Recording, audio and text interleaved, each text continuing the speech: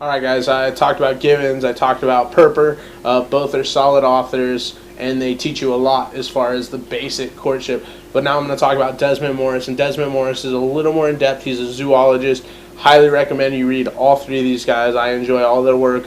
I think they all have something in their book that you'll learn, and that's the reason that I enjoy them. I don't necessarily think you'll think they're the greatest books, but you'll get something out of them, and to me, that's a good book.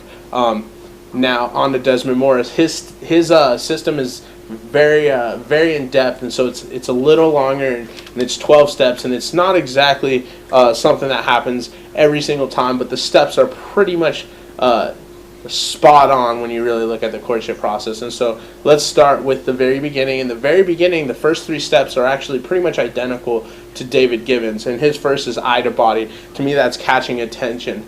And then his next step is recognition, and that's eye contact. That's eye to eye. He puts eye to eye, and that to me that's recognition for David Givens is the way I should put it.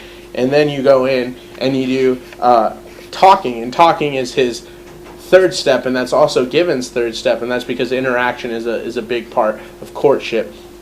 And then you go on to hand, and hand could happen in the first 5 seconds of you going, oh, hi, my name is, and that's you extending your hand to introduce somebody. But when it comes down to hand touch and touching hands, it's actually kind of an intimate thing. We don't shake hands with strangers very often unless we're introducing. We shake hands with our friends. And when it comes to holding hands, we don't hold hands with people that we're not sexually involved with. And when we're kids, we only held hands with people we were very close with. You don't hold hands with a stranger walking down the street. You held hands with your mom, your dad, your family.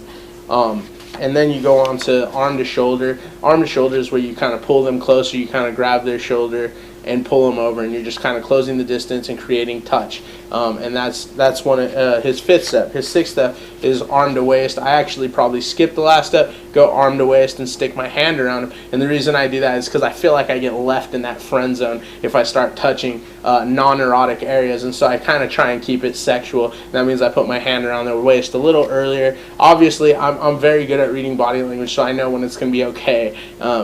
And so you guys might have a little harder time skipping that step. If you do, go ahead and stick with the arm around the waist, or arm around the shoulder, and then go to the arm around the waist. And then he goes into mouth to mouth, and that's kissing. All right, we all love kissing.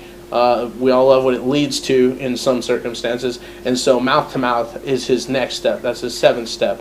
And then he goes hand to head, and that's you caressing their face or moving their hair or anything really. But I'm not going to lie. I actually probably do head to hand or hand to head first. And the reason that I do it first is because it seems to build tension, and there's just certain moves you can use where you can kind of set it up for the kiss by touching her head or touching her hair. Be careful. Again, I'm very good at reading body language, so I understand when it's okay for me to do such a thing.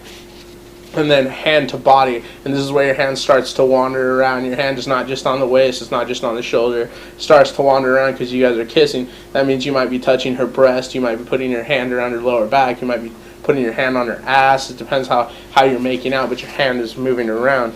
And then it talks about mouth to breast, and I'm not going to lie, sometimes my mouth does go to the breast even with their clothes on and we're making out and things are passionate and things are going, so you kind of kiss or you bite down on the shirt or whatever, and your mouth goes to their breast. But it doesn't always happen that way. I'm not saying that I haven't done it. I'm saying that 90% of the time I do it, but my mouth, it's not always mouth to breast for me.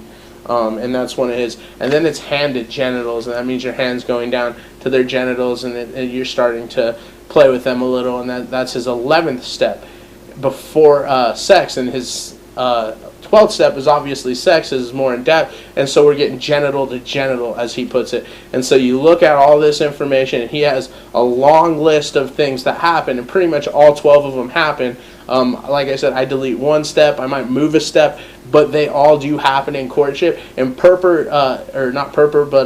Desmond Morris is awesome when it comes down to breaking down, because he took a kind of a different outlook. He tried to look at us like we were animals, or like we are animals, really. He tried to take himself at the human perspective and change it. And so I really, really like Morris's work. He worked very hard.